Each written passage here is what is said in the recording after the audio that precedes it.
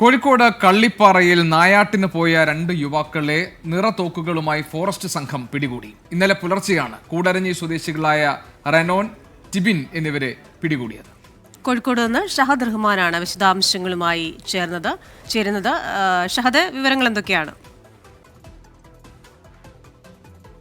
കോഴിക്കോട് കള്ളിപ്പാറയിലാണ് ഈ സംഭവം. നായാട്ടിന് പോയ 2 യുവാക്കളെയാണ് നിറത്തോക്കുകളുമായി ഫോറസ്റ്റ് സംഘം പിടികൂടിയത്. ഇവരെന്തിനാണ് അങ്ങോട്ട് പോയത് എന്ന കാര്യം ഒരുപക്ഷെ അവർ പരിശോധനയിലായിരിക്കും തെളിയാൻ പോകുന്നത്. ഇന്നലെ പുലർച്ചെയാണ് ഈ സംഭവം. കൂടരഞ്ഞി സ്വദേശികളായ റെനോൻ, ടിബിൻ എന്നിവരാണ് ഇപ്പോൾ ഫോറസ്റ്റ് സംഘത്തിന്റെ പിടിയിലുള്ളത്. അവർ ചോദ്യം ചെയ്തു വരുന്നതെന്നാണ് നമുക്ക് മനസ്സിലാക്കാൻ കഴിയുന്നത്. അതിന്റെ വിശദാംശങ്ങൾ നമുക്ക് പരിശോധിക്കാം. ഷഹദ് റഹ്മാൻ അല്പസമയത്തിനകം നമ്മളോടൊപ്പം ചേരും പുതിയ വിവരങ്ങളുമായി.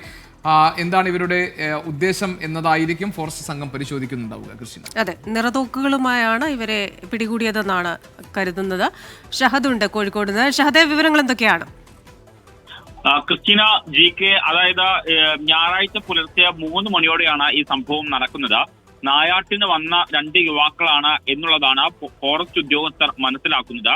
ഇവരുടെ കൈവശമുണ്ടായിരുന്ന തോക്ക് നിറത്തോക്കായിരുന്നു. ഇതിൽ ഒരാൾക്ക് ലൈസൻസ് ഉണ്ടായിരുന്നു, പക്ഷേ ഈ തോക്ക് ഉപയോഗിച്ചിട്ടുണ്ടായിരുന്നത് മറ്റൊരാളാണ് എന്നുള്ളതാണ് ഫോറസ്റ്റ് കണ്ടെത്തിയിട്ടുണ്ടായിരുന്നത്.